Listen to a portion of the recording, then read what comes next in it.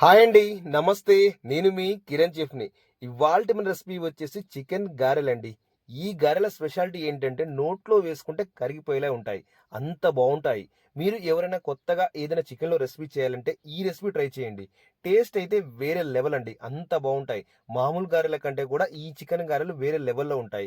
మీరు చాలా సింపుల్‌గా చేయొచ్చండి. ఇంకొకటి ఇంట్లో ఉన్న ఐటెమ్స్ తోటే చేయొచ్చు.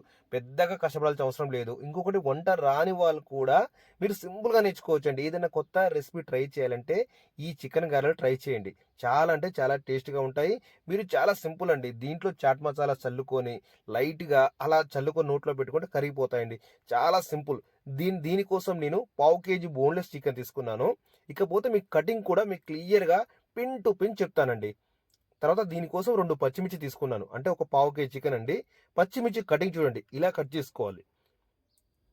ఇలా సన్నగా కట్ చేసేయండి. ఎంత వీలుంటే అంత సన్నగా కట్ చేసేయండి. ఆ తర్వాత కరివేపాకు తీసుకోండి.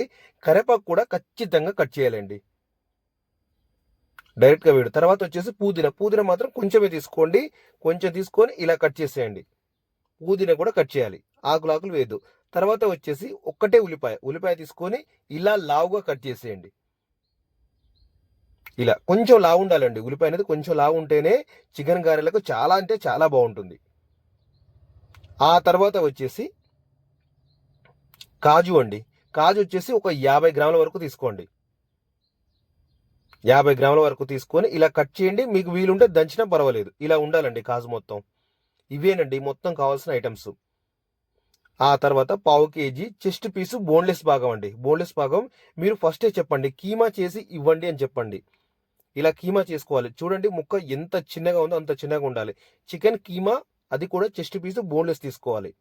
ఇలా మొత్తం ఇలా కట్ చేసి తీసుకోవాలి. నేను అందుకే వీడియోలో మీకు పిన్ టు పిన్ క్లియర్‌గా అర్థమయ్యేటట్టు చెప్తున్నాను. తీసుకొని దాంట్లో ఒక అర టేబుల్ స్పూన్ సాల్టు, ఆ తర్వాత వచ్చేసి ఒక టేబుల్ స్పూన్ కారం, ఆ తర్వాత వచ్చేసి అల్లం వెల్లుల్లి పేస్టు,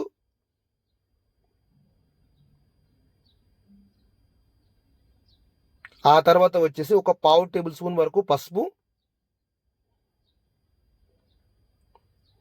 ఇవేసి ఒకసారి నీట్‌గా కలపాలండి. ఇలా కలిపేసుకోవాలి.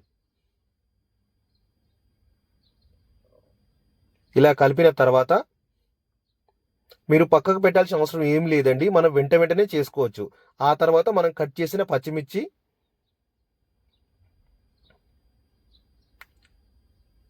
ఆ తర్వాత కరివేపాకు, ఆ తర్వాత పుదీనా,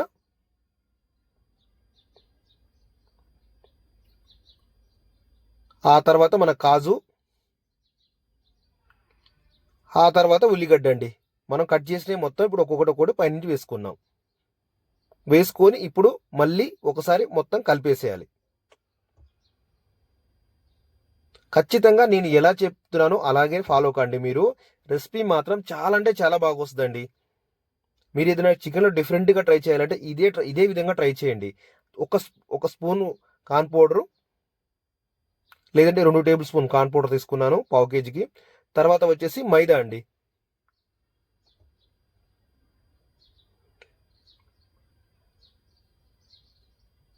మైదా వచ్చేసి ఒక 3-4 టేబుల్ స్పూన్ తీసుకోండి. ఒకవేళ మీకు మంచి కరకరలాడాలంటే మాత్రం ఇంకో టేబుల్ స్పూన్ కార్న్ పౌడర్ మీరు యాడ్ చేసుకోవచ్చు. ఇలా బాగా పిసకాలండి. ఇలా బాగా కలిపేటట్టు ఉండాలి. కోటింగ్ అనేది మరీ ఎక్కువ ఉండొద్దు. దీనికి లైట్ కోటింగ్ అయితేనే చాలా అంటే చాలా బాగా వస్తుంది గారెలు మాత్రం. దీంట్లో ఎగ్ కలపొచ్చా అని కొందరు అడగొచ్చు. ఎగ్ అయితే కలపరాదండి. ఇలా ముద్దగా చేసుకోవాల్సిన అవసరం ఉంటుంది. ఇలా ఇలా ముద్దగా చేసుకొని ఒక బౌల్‌లో ఆయిల్ పోసుకోండి. ఆయిల్ మాత్రం పల్లి ఆయిల్ కాకుండా చూసుకోండి. పల్లి ఆయిల్ అయితే పొంగుతుంది. తర్వాత ఇలా ఒక చెయ్యి తడుపుకొని గుర్తుపెట్టుకోండి. చెయ్యి తడుపుకోవాలి. తడుపుకొని ఇలా వెజ్ మంచూరియా టైపు ఎలా ఉంటదో అలా గుండ్రటి బాల్స్ చేసుకోవాలి. చిన్న చిన్న లడ్డులాగా చేసుకోవాలి. చేసుకొని ఒక్కొక్కటి అందులో వేసేయాలి. ఎప్పుడైనా డైరెక్ట్‌గా గారెల టైప్ వేయకూడదండి. వన్ సైడ్ ఉడుకుతుంది. వన్ సైడ్ ఉడకదు. అందుకే ఫస్ట్ వెజ్ మంచూరియా టైప్‌లో చేసుకొని ఆ తర్వాత నేను చెప్పిన విధంగా ట్రై చేయండి. మీకు చాలా అంటే చాలా బాగొస్తుంది. ఇలా ఒక్కొక్కటి వేసుకోవాలండి. 2, 3 ఒకటేసారి వేసుకోవద్దు. వేసుకుంటే ఏమవుతుందంటే అతుకుతుంటాయి. ఒక్కోటి అతికి మళ్ళీ పర్ఫెక్ట్గా రావు. వెయ్యంగానే వెంబటే కలపొద్దండి. ఒక 2, 3 నిమిషాల తర్వాత వేడి అయిన తర్వాత అప్పుడు కలుపుకోవాలి. ఎందుకంటే ఊడిపోతుంటాయి. కోటింగ్ అనేది మొత్తం ఊడిపోతుంది ఎక్కడికక్కడికి. ఒక 3 నిమిషాల వరకు ఉంచండి అందులో. 2 నుంచి 3 నిమిషాల వరకు. మీరు ఒకసారి ఇలా ట్రై చేసి చూడండి. ఇలా చూసుకోవాలి. ఒక్కొక్కసారి చెక్ చేసుకుంటుండాలండి. చెక్ చేసుకొని ఇప్పుడు ఒకసారి కలిపేసుకోవాలి. మనం వెంటనే కలపంగానే ఏమవుతుందంటే ఆ ఉల్లిగడ్డ అవన్నీ అందులో వేసిన ఐటమ్స్ అన్ని ఊడిపోతాయండి. అందుకే అస్సలు ట్రై చేయకండి. ఒక 2 నిమిషాలు అయిన తర్వాతనే మీరు కలిపేసేయండి. మనకు తెలిసిపోతుంది, అవి పైకి వచ్చేస్తాయి. పైకి వస్తే మనకు పూర్తిగా అయిపోయినట్టు లెక్క. ఆ బాల్స్ అనేది, చికెన్ బాల్స్ అనేది పైకి వచ్చేస్తాయి. చూడండి ఎంత పర్ఫెక్ట్గా వచ్చాయో. ఇప్పుడు తీసేసి ఒక జల్లి గిన్నె, హోల్స్ ఉన్న జల్లి గిన్నెలో వేసుకోవాలి. బొక్కలున్న జల్లి గిన్నెలో వేసుకోవాలి. ఆ తర్వాత వచ్చేసి సెకండ్ టైం వేసేటప్పుడు అండి, మనకు ఈ గారెల్ని చాలా త్వరగా అయిపోతాయి. ఇందాక 2 నిమిషాలు పడితే ఇప్పుడు 1 మినిట్లోనే అయిపోతాయి. అది కాస్త చూసుకోండి, లేకపోతే మాడిపోయే ఛాన్స్ ఉంది. ఆ తర్వాత వచ్చేసి ఇవన్నీ ఒక పక్కకు వేసుకొని ఇలా దంచాలండి. ఇలా ప్రతిదీ ఇలా దంచాలి. మరి గట్టిగా ఇలా దంచొద్దు. అలా లైట్గా అలా ప్రెస్ చేస్తే సరిపోతుంది. ఇలా అంటే సరిపోతుంది అంతే. ఎక్కువ అంటే మళ్ళీ తునిగిపోతాయండి. దీనివల్ల చికెన్ అనేది పర్ఫెక్ట్గా ఉడికిపోతుందండి ఇలా చేయడం వల్ల. మీకు గారెలు కూడా పర్ఫెక్ట్గా వస్తాయి. టేస్ట్ అయితే చాలా అంటే చాలా బాగుంటుంది ఈ విధంగా చేయడం వల్ల. ఇప్పుడు ఒక్కొక్కటి నిదానంగా వేసేయాలండి అందులో. ఇలా వేసేయాలి. నేను వీడియోలో ఎలా చూపిస్తున్నానో అలా చేసేయండి. మీకు టేస్ట్ విషయంలో అయితే ఎలాంటి డోకా లేదండి. ఒక చికెన్లో రెసిపీ తయారు చేయదలుచుకుంటే ఈ రెసిపీని మీరు ట్రై చేయండి. చెప్పలేమండి ఈ మాటలో, అంత బాగుంటాయి. చూడండి ఇప్పుడు గారెలు అనేది అయిపోయినాయి. మనకు ఆయిల్ నుండి పైకి వచ్చేసినాయి. అంటే గారెలు అనేది మొత్తం అయిపోయాయి. మీకు అది వండుతుంటేనే మంచి స్మెల్ అనేది వస్తుంటుందండి. చూడండి మీకు ఎంత పర్ఫెక్ట్గా వచ్చినాయి చూస్తేనే అర్థమైపోతున్నాలే.